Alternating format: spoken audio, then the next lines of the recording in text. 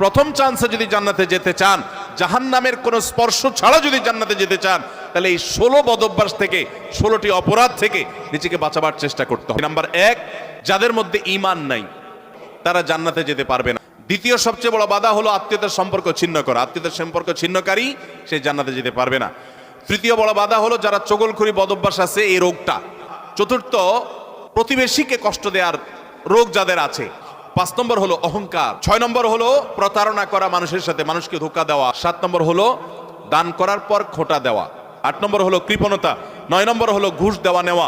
10 নম্বর হলো মা বাবার নাফরমানি করা, মা বাবার অবাধ্য হওয়া, মা বাবার অসম্মান করা। 11 নম্বর হলো মাদক আসক্ত হওয়া।